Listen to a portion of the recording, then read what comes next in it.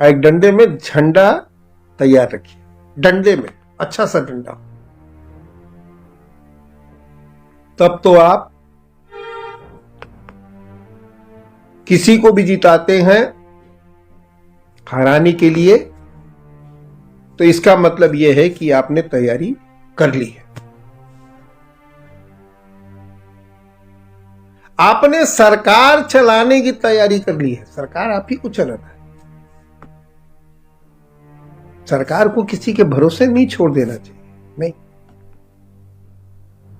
लोकतंत्र में यह सबसे खास बात है कि अपने को तैयार रखिए आप सरकार चलाना।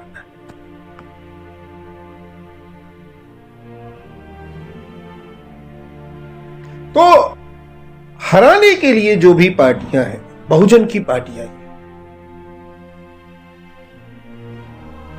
उसमें समाजवादी पार्टी है,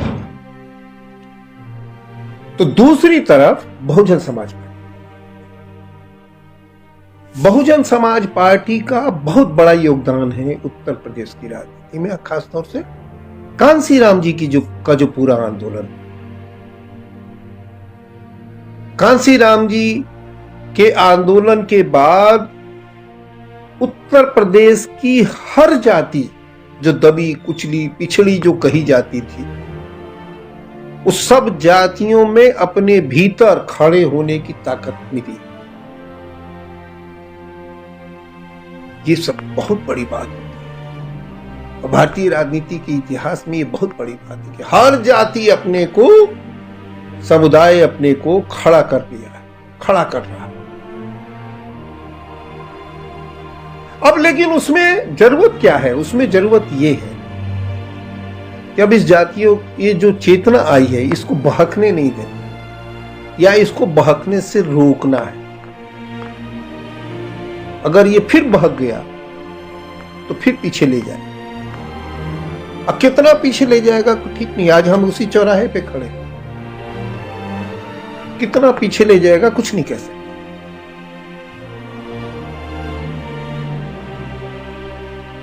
बहुजन समाज पार्टी ने एक बड़ा काम किया और उसने काम यह किया है कि उसने मुस्लिम उम्मीदवारों को बड़ी संख्या में उतारा। यह महत्वपूर्ण फैसला है।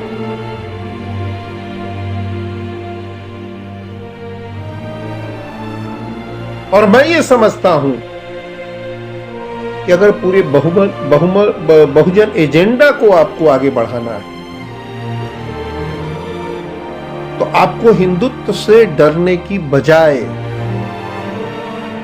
धर्मनिरपेक्षता का जो एक चेहरा है, एक मॉडल जो है, उसको बहुत जोर शोर से उठाना पड़ेगा, उसको सामने रखना पड़ेगा। तो डरने से काम नहीं चलेगा, तब तो वो हिंदुत्व का ही सेकंड एजेंडा होगा। बहुत सारे लोग कहते हैं, भले दिखते हैं, भले बन के कहते हैं कि बहुजन समाज पार्टी की जो नेता हैं वो समाजवादी पार्टी का वोट काटने के लिए मुसलमानों को उम्मीदवार बना रही है। मैं कहता हूं इससे ज्यादा सांप्रदायिक सोच और कोई दूसरी हो नहीं सकती। ये सांप्रदायिक सोच है,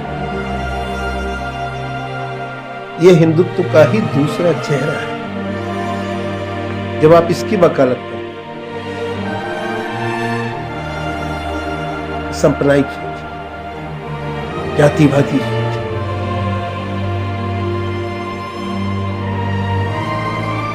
तो यूपी की राजनीति में मुझे ये लगता है कि अभी सबसे पहली जो जरूरत है, ये जो पूरा चक्र बना हुआ है हिंदुत्व की राजनीति का चक्र, उसको तोड़ना सबसे पहले, उसमें सेंध लगाना सबसे पहले।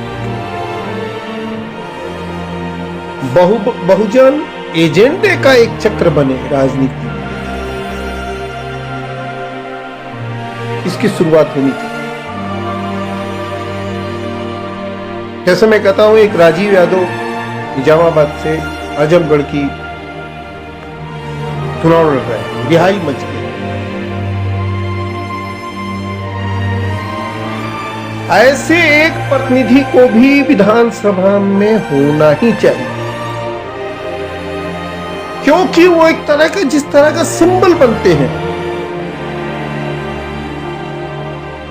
ऐसे 10 चेहरे अगर मिल जाते हैं, एक किसान आंदोलन की बात करने वाले लोग, जैसे पश्चिमी उत्तर प्रदेश में जो प्रतिनिधि चुन के जाएंगे, आप कल्पना कीजिए, वो प्रतिनिधि जो सांप्रदायिकता की राजनीति के बीच से नहीं पैदा हुए हैं, जो किसानों के आंदोलन के प्रभाव में रहे हैं। आप समझे कि वो जो चक्र बना हुआ है, अभी जो फिलहाल जो बना हुआ है, उस चक्र में सेंधमारी, यानी सेंधमारी तो थोड़ी गलत शब्द हो जाता है, उसको भेदना, उसको हिलाना, और एक बार थोड़ा सा हिला दिया ना अच्छे से, तो फिर तो हिलाने की जो बात करने वाले जो प्रतिनिधि होते हैं, उन प्रतिनिधियों का होना बहुत ही आवश्यक है, बहुत ही जरूरी है।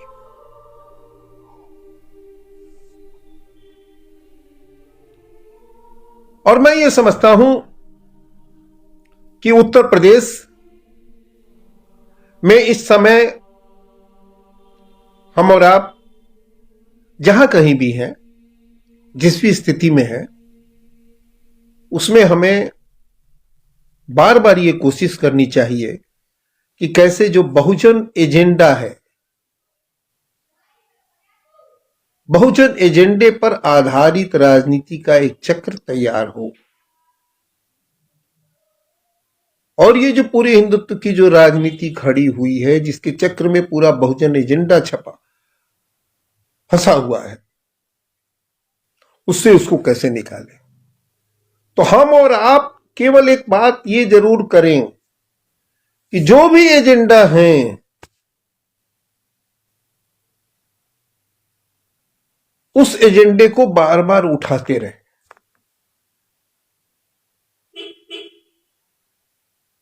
कुछ नए नए भी एजेंडे लाएं,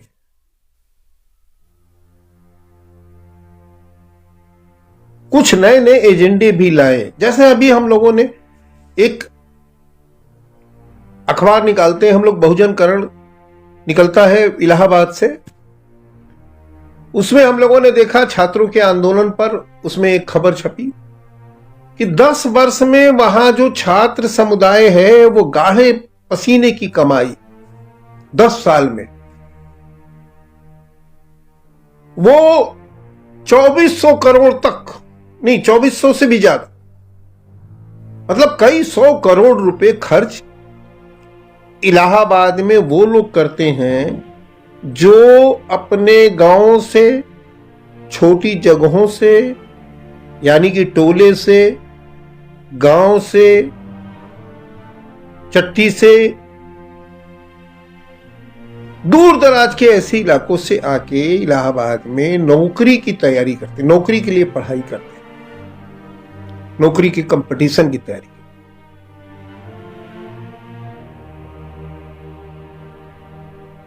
ये बहुजन एजेंडा है, बहुजन एजेंडा का हिस्सा।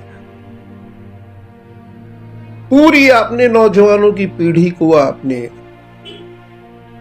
नौकरी के आकर्षण में, नौकरी में, जबकि तय है कि नौकरी तो मिलनी है चंद लोगों को, अब वो भी कम होती जा रही है, लेकिन उसको हासिल करने वालों की संख्या लगातार बढ़ रही है। ये मजेदार बात, नौकरी कम होती जा रही है, लेकिन उस नौकरी को पाने वालों की संख्या लगातार बढ़ रही है। मां अपना इलाज नहीं कराती है कि बेटी की पढ़ाई का पैसा भेजना है, पेट काटते हैं लोग, घर नहीं बनवाते, काम करने की क्षमता, काम करने की स्थिति 7 घंटे है, 10 घंटा काम कर,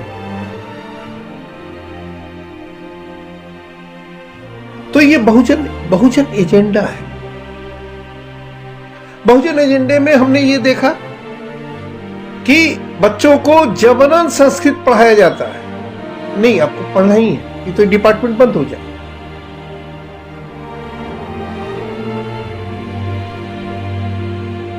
निजीकरण तो खैर खूब जोर शोर से हो ही रहा है, सारी कंपनियां बिक रही हैं।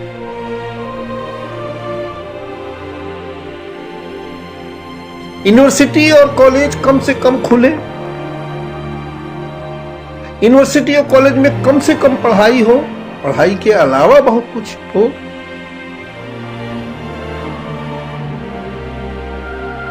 ये सब बहुजन एजेंडा के सवाल हैं।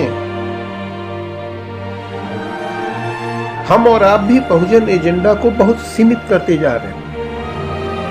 इसीलिए वो जो चक्र जो है, वो जो पूरा हिंदुत्व की राजनीति का जो चक्र है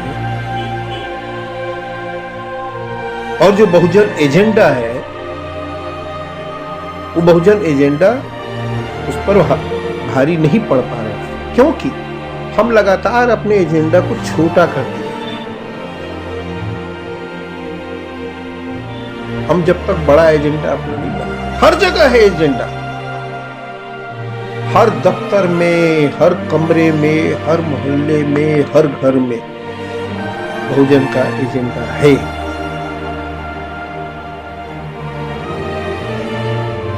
एक ही एजेंडा नहीं होता है, जगह जगह से एजेंडा होता है।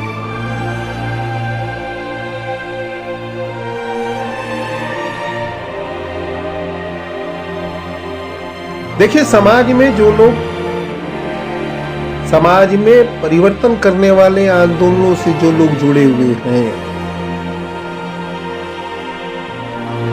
वो सबसे महत्वपूर्ण एक ही काम करते हैं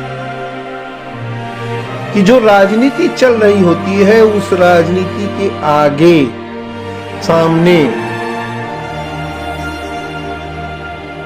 नए नए मुद्दे, नए नए एजेंडा पेश करते हैं, नया नया एजेंडा। उस पूरी राजनीति को आपको एक तरह से घेरना पड़ता है, बांधना पड़ता है, नहीं तो राजनीति आवारा हो जाती है। राजनीति आवारा कब होती है? जब समाज में लोग उसको बांधने की कोशिश छोड़ देते हैं। बांधने का मतलब क्या हुआ? उसको बहकने नहीं देना है, उसको बहकने नहीं देना है, उसको एजेंडा पे रखना है और उसके सामने एक के बाद उसके सामने एजेंडा रखते जाना है। अभी हम एजेंडा ही नहीं रखते। मान लीजिए जाति और गणना की हम बात करते, जोर शोर से करें, लेकिन केवल वही बात नहीं करें। हम ये भी बात करेंगे कि जातिवार गणना हो तो अंतरजातीय जो मानते हैं लोग अपने को, जो किसी भी जाति का अपने को नहीं मानते, दो जातियों के मां पिता से पैदा होने वाली संतान अपने को अगर वो कहती है कि हम इंटरकास्ट हैं, तो उसका भी प्रावधान होना चाहिए। इसका मतलब मैं उदाहरण देके क्या कह रहा हूं कि आप जब कोई एक मुद्दा उठाते भी हैं, एक एजेंडा रखते भी हैं, तो उस एजेंडा को के भीतर भी घुसिए, उसको भी विस्तार दीजिए।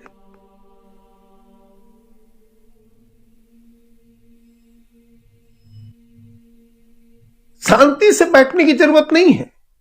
शांति से बैठने का मतलब ये कि हम बस एक चीज रट रहे हैं सो रट रहे, नहीं, रिकॉर्ड नहीं बजना है।